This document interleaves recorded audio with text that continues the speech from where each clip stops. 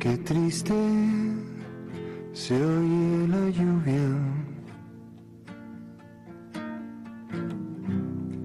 en los techos de cartón. Hablar de la teología latinoamericana lleva también a hablar de la teología de la liberación.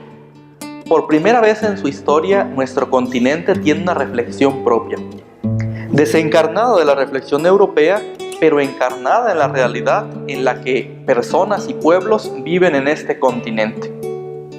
Después de aquellos inicios ilusionados de esta manera de hacer teología, de las descalificaciones, sospechas y grandes críticas, al parecer hoy hay una serena aceptación de esta reflexión. Un ejemplo evidente es el rico magisterio del Papa Francisco. La realidad latinoamericana, reflexionada y profundizada a la luz de la fe en la teología de la liberación, ha ofrecido reorientación y ha rejuvenecido la tarea del cristianismo y de la Iglesia. A lo largo de este documental vamos a centrar nuestra atención en la experiencia fundante de la teología latinoamericana, en su método, en su desarrollo histórico, en sus retos, en sus críticas y en sus aportes medulares, para finalmente compartir cómo se ha vivido esta manera de hacer teología en nuestra iglesia particular. ¿Cuál es la experiencia fundante de la teología latinoamericana? ¿Qué hechos marcaron su surgimiento? Como hecho que facilitó su surgimiento, aparece el Concilio Vaticano II y su llamado y puesta en práctica de abrirnos al mundo en el cual la Iglesia debe actuar como sacramento de salvación. ¿Cuál es la experiencia e intuición originales de las que brota la teología latinoamericana? No fue otra que la experiencia de la injusta pobreza en la que millones de hermanos latinoamericanos son obligados a vivir. En esta experiencia y desde ella, la palabra liberadora del Dios de Jesús afirma que esta situación es injusta y contraria a la voluntad divina. En esta experiencia fundante destacamos tres elementos importantes: los pobres, las formas de la caridad cristiana hoy y la conversión.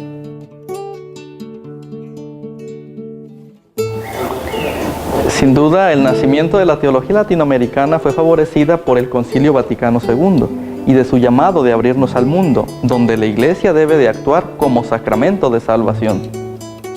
El teólogo peruano Gustavo Gutiérrez, su primer formulador, dice que siguiendo la tónica marcada por el Concilio Vaticano II, derribó muros objetivos y subjetivos que nos distanciaban y deformaban la realidad. La teología de la liberación es un lenguaje sobre Dios, pero que quiere partir de el mundo de exclusión, de pobreza, de sufrimientos, pero también de alegría.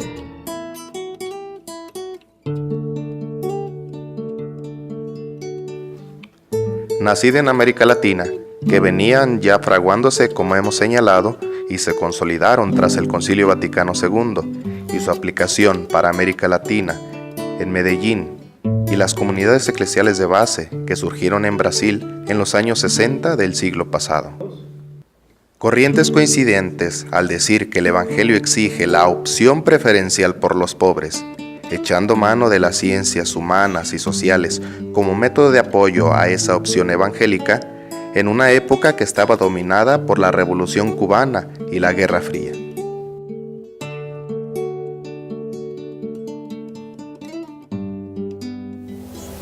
El Concilio Vaticano II y su aplicación para América Latina en la Conferencia de Medellín en 1968 se ven expresados claramente en el libro de Gustavo Gutiérrez Merino titulado Teología de la Liberación, Perspectivas, en donde dice: hablar de una teología de la liberación es buscar una respuesta al interrogante: ¿qué relación hay entre la salvación y el proceso histórico de liberación del hombre?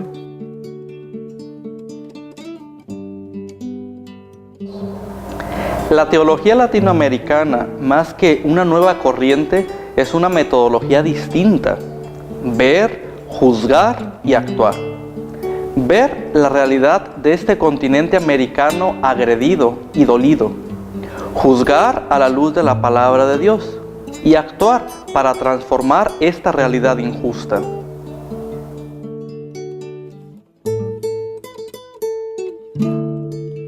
El quehacer teológico se concibe como reflexión crítica de la praxis histórica a la luz de la palabra de Dios. Una teología de la transformación liberadora de la historia humana, pero que se abre al don del reino de Dios. Como diría la Conferencia de Puebla en México, para llegar a ello se sirve de los análisis de las ciencias sociales y de la teoría económica y social, con la visión espiritual trascendente del cristianismo, a la luz de la palabra de Dios.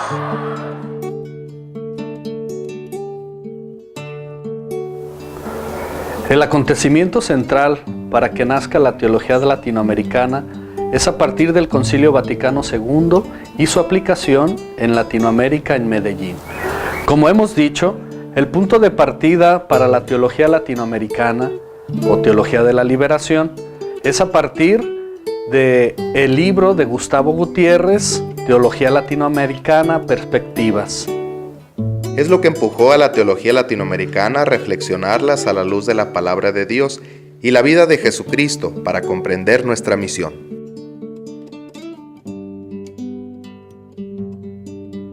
Y el Vaticano II, en la introducción a la Constitución Gaudium et Spes, apuntaba hacia una teología que partiera de la palabra viva de la realidad de nuestros pueblos y que la reflexionara críticamente a la luz de la fe. Intuición que se profundizaría en la metodología de la teología latinoamericana. Antes del Vaticano II, el saber teológico aparecía reservado a quienes se preparaban al sacerdocio ministerial y a unos pocos más, lo que influía en nuestro modo de entender la fe.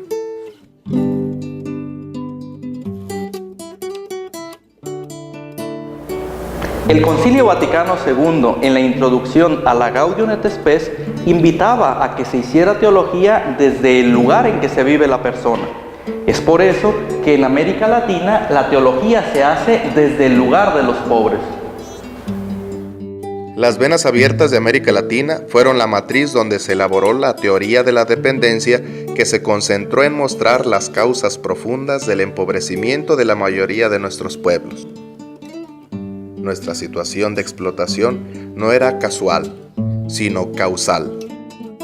La Conferencia de Medellín, llamada el Vaticano II de América Latina, es un hito que parte la historia de la Iglesia latinoamericana del siglo XX. De una iglesia dependiente de Europa para su reflexión teológica y su pastoral, se pasa a una iglesia con temas y elaboraciones propias, aunque sea en forma incipiente.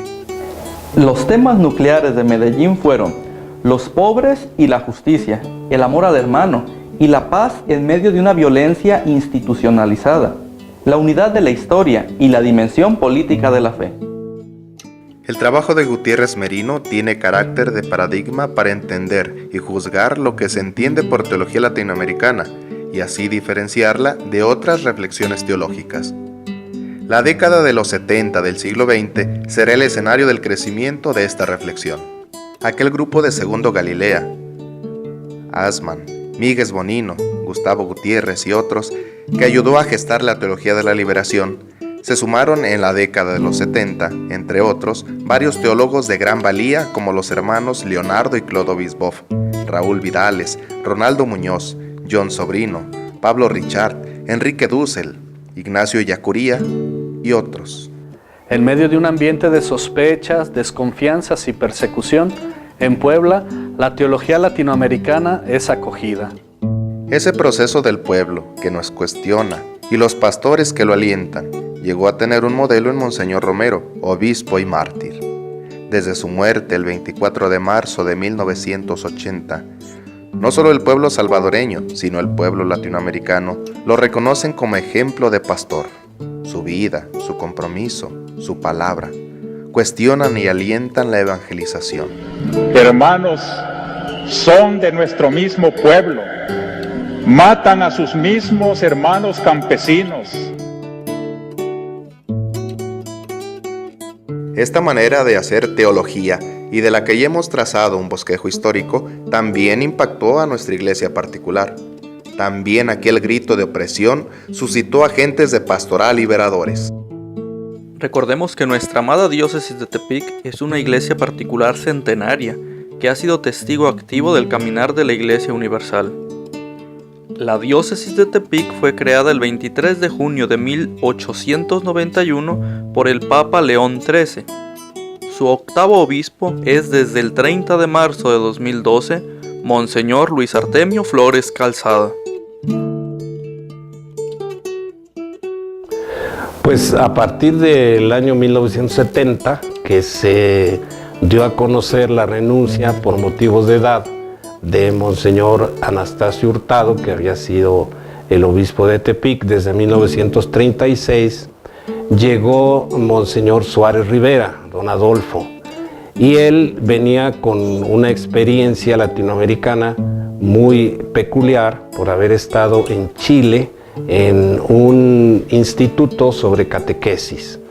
De manera que él traía la realidad latinoamericana bastante grabada en su corazón y en su estilo de hacer la diócesis, la pastoral. Sin embargo, esa época en México era un tanto difícil porque se pensaba que México era distinto al resto de los países de América Latina. Y la teología latinoamericana, que después asumió más bien el título de teología de la liberación, pues se consideraba que era una teología que, sin ser heterodoxa ni mucho menos, no tenía aplicación entre nosotros. Pues la diócesis de Tepic vivía en el contexto mexicano del tiempo que estaba terminando y que se llamó el desarrollo estabilizador. Es decir, un tiempo en que la tranquilidad general se debía sobre todo a que el gobierno, pensemos los presidentes posteriores a la Segunda Guerra Mundial, Miguel Alemán, don Adolfo Ruiz Cortines, López Mateos, y todavía en cierto modo Gustavo Díaz Ordaz, pues habían mantenido una tranquilidad en el país que hacía pues como que se pensara poco y que la palabra crisis, por ejemplo, jamás se pronunciara. Cuando se pronunció por primera vez la palabra crisis, alrededor ya del final del periodo del presidente Díaz Ordaz, pues ya se cayó en la cuenta de que México sí tenía una realidad latinoamericana y que no era tan diferente al resto de los países.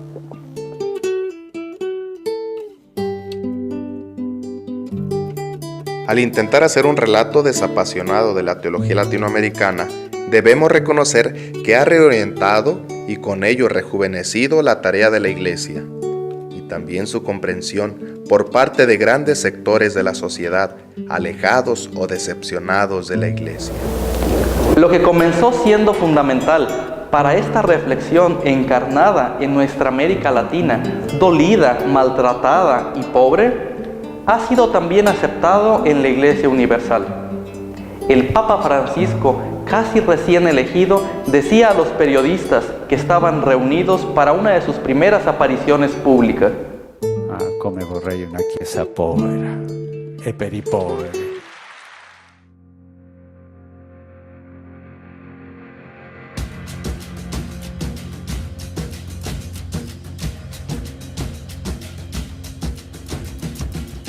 Desde que la evangelización llegó a América Latina, se ha reflejado un modo de pensar del viejo continente. Sin embargo, no logró encarnarse en la realidad de nuestros pueblos.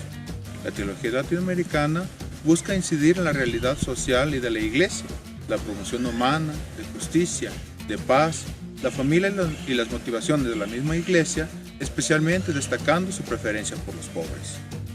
El Concilio Vaticano II suscitó en la Iglesia profundas transformaciones que, junto a la realidad de nuestros pueblos, motivaron el espíritu de la teología latinoamericana. La teología de la liberación nace del Concilio Vaticano II.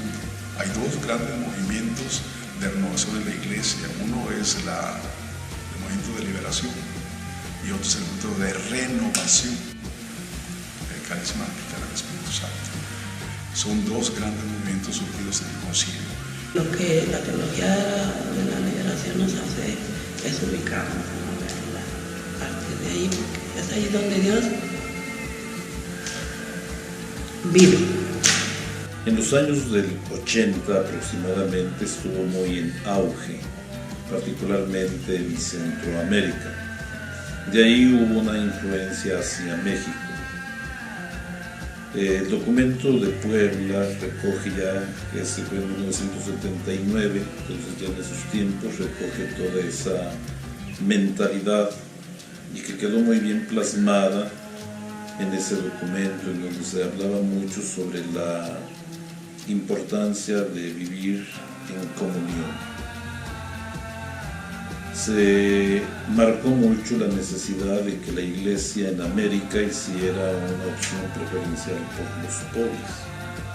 La teología latinoamericana, que también le llamamos de liberación, es una espiritualidad, o sea, un modo de vivir la fe cristiana.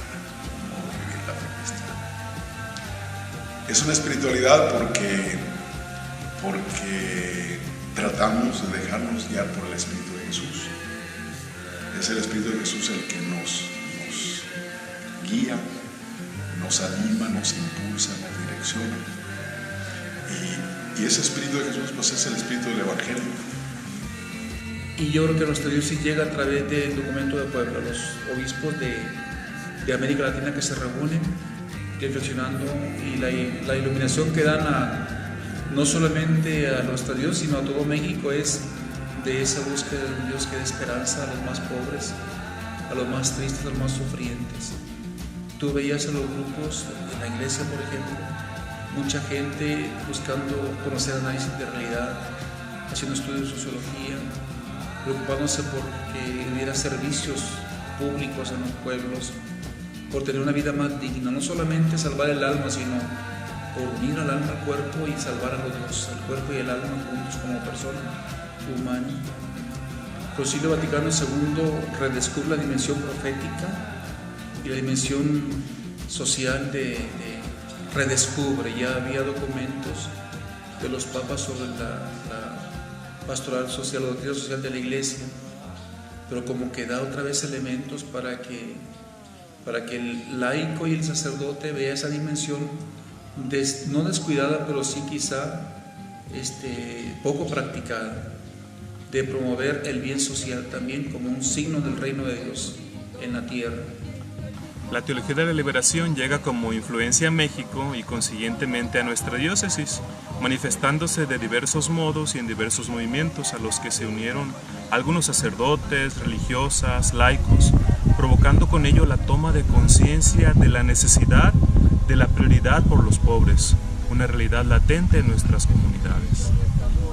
Yo puedo decir que llegó a la diócesis con don Adolfo Suárez Rivera, nuestro séptimo obispo. Él de por sí, muy empapado en el concilio,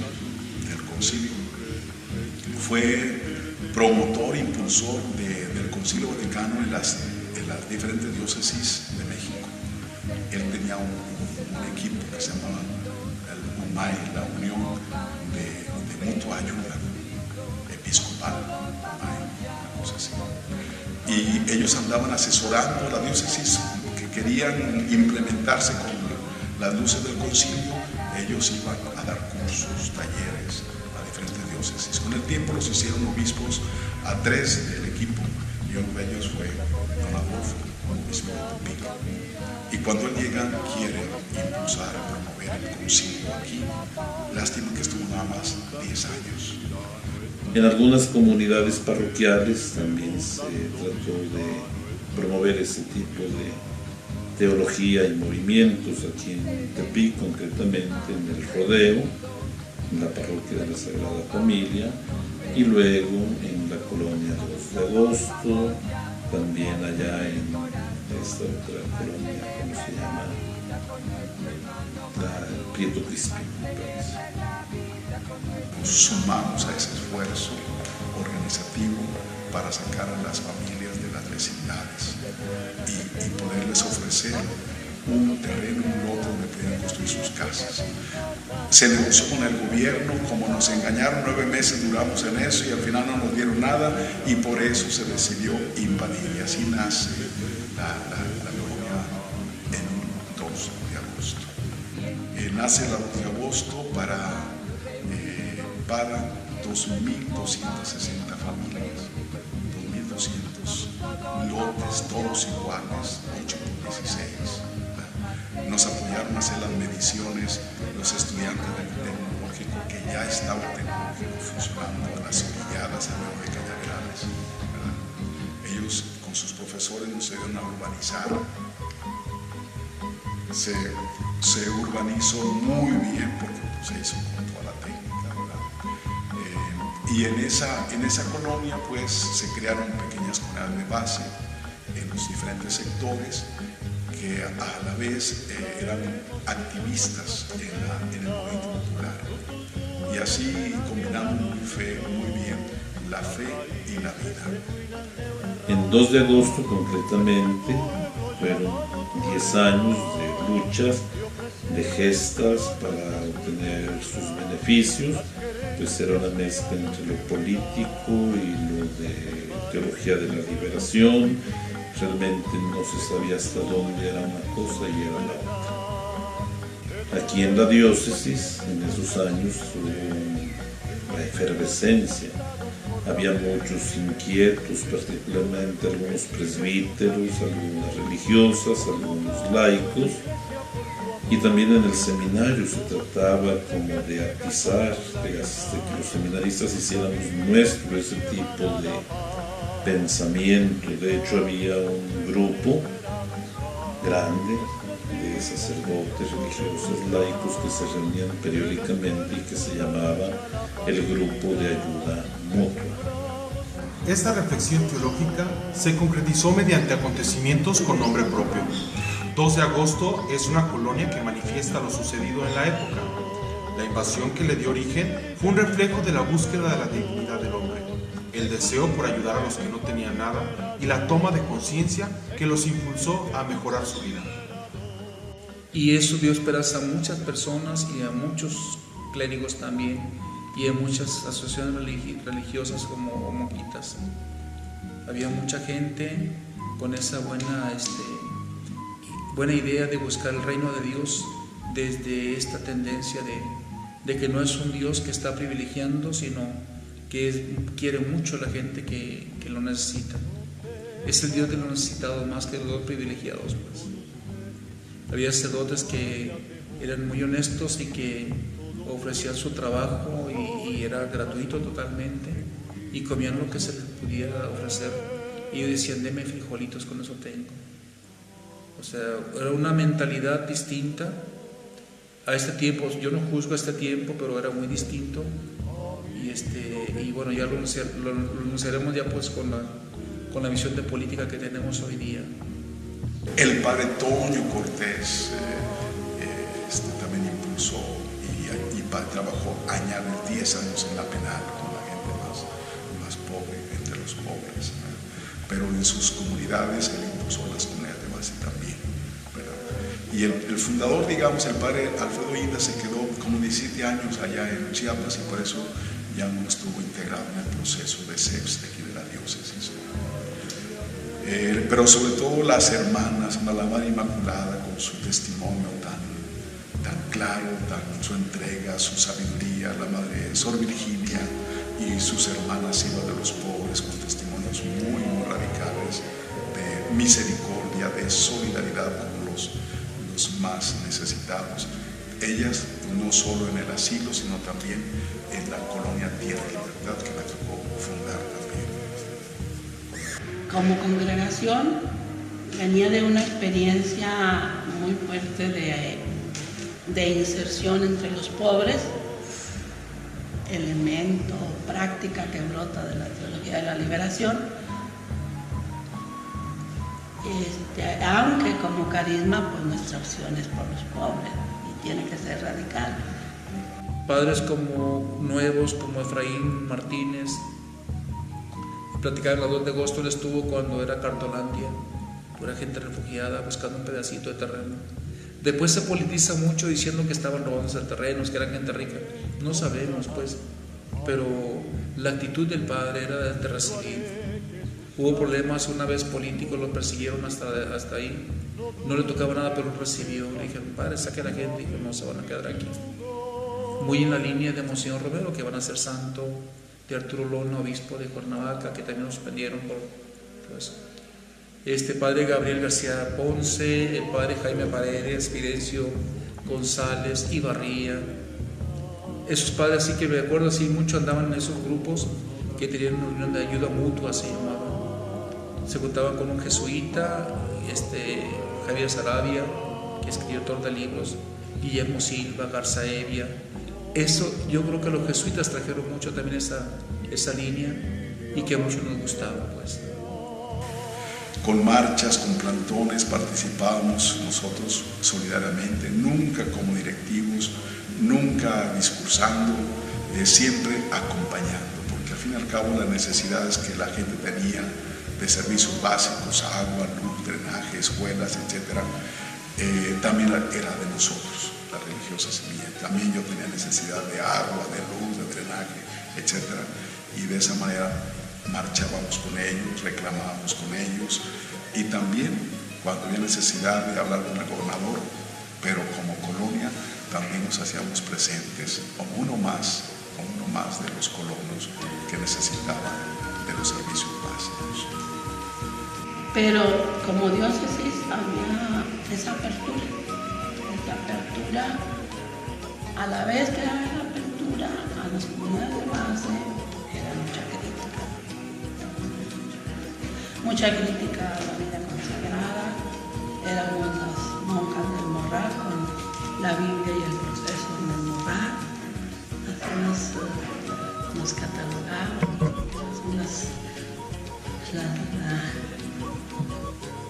las inserciones, las zonas religiosas. Y eso exasperó al gobierno, decir, bueno, ¿quiénes son los líderes? ¿Quiénes son los que dirigen? Porque son muy dados a cooptar, a comprar a los líderes. Pero como líderes somos todos, así decíamos, la asamblea somos todos, nunca pudieron. Entré yo en conflicto con el gobierno precisamente porque ellos pensaban que alguien tenía que ser el líder, y si no había líderes, pues tenía que ser el padrecito, porque ¿quién más? Y no era así. Pero entonces me trajeron con calumnias en la prensa pagada, ya estaba maiciada desde hace muchos años, bien pagada. No, yo fui narcotraficante cuando no estaba de moda el narcotráfico.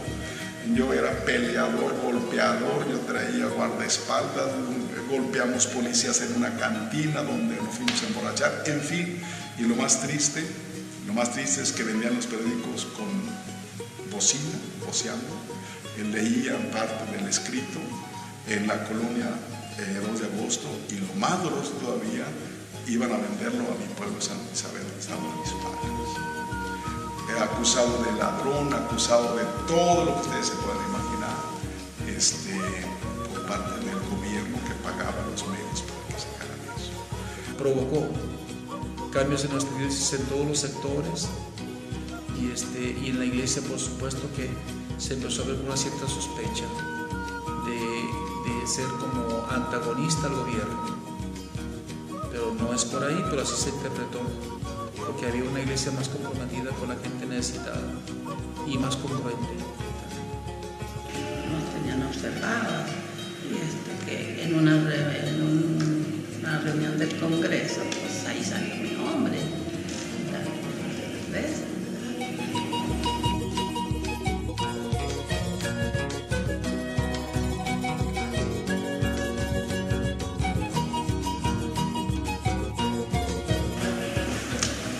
Pero que llegue el nuncio.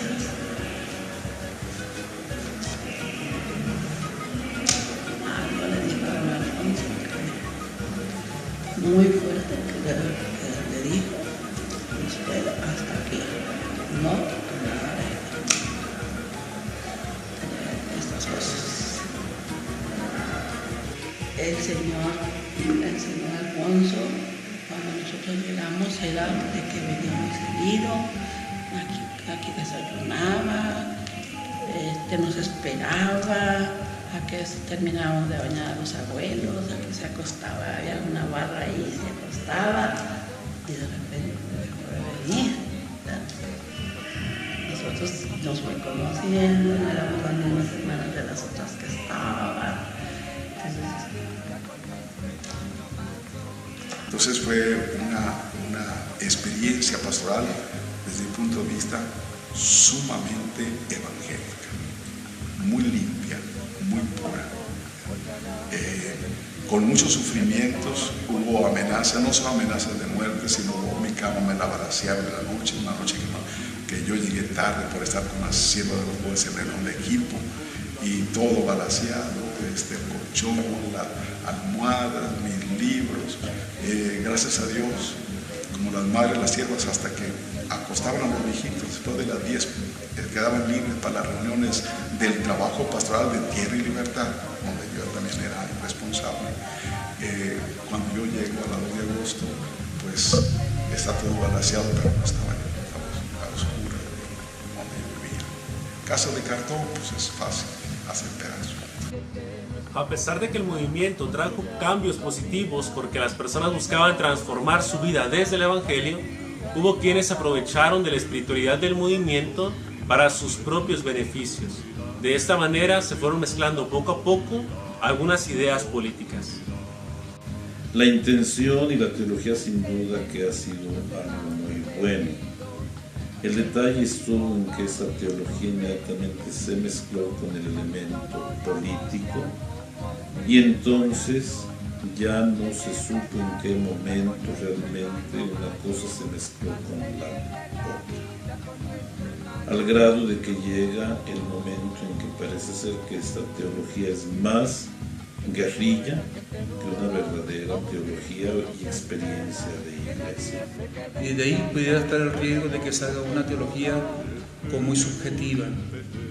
Pero precisamente para eso se busca la revelación de que sea el verdadero Dios, para que sea una teología que ilumina las circunstancias de los pueblos de América Latina en este caso. Porque ahí había pues excesos y abusos.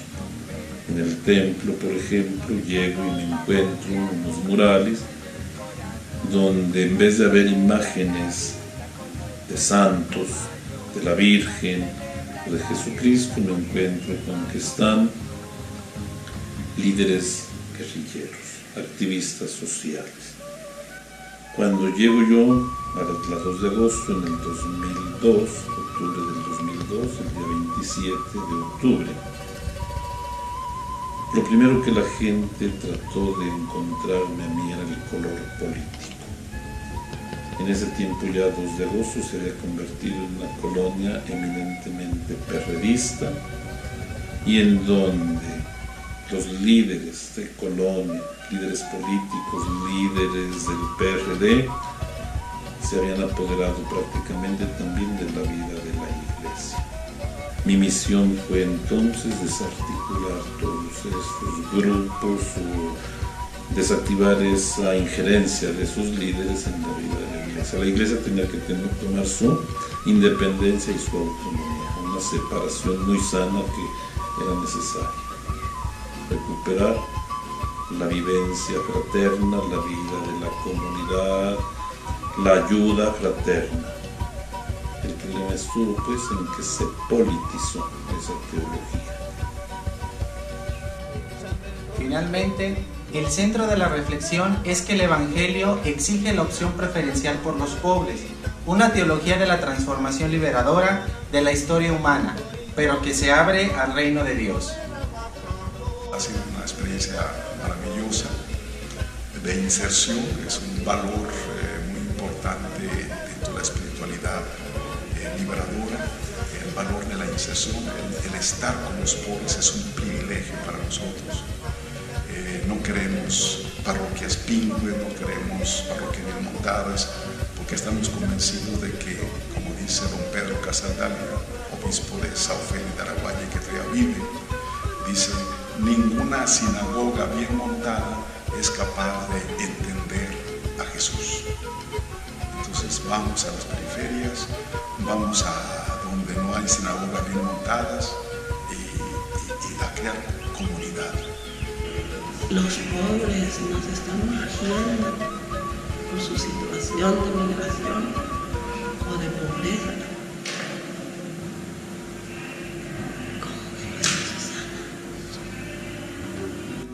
Pero había también como más enfoque, había como más responsabilidad, como más conciencia. Y yo creo que era un todo. De ver que la gente está sufriendo y tú que estás como burgués, como que no te permitía. Esa es la mentalidad que yo tenía. De ver que la gente está matándose y tú estás bien a gusto, como que uno no concibe decir, pues qué sacerdote soy yo, si Jesús era así.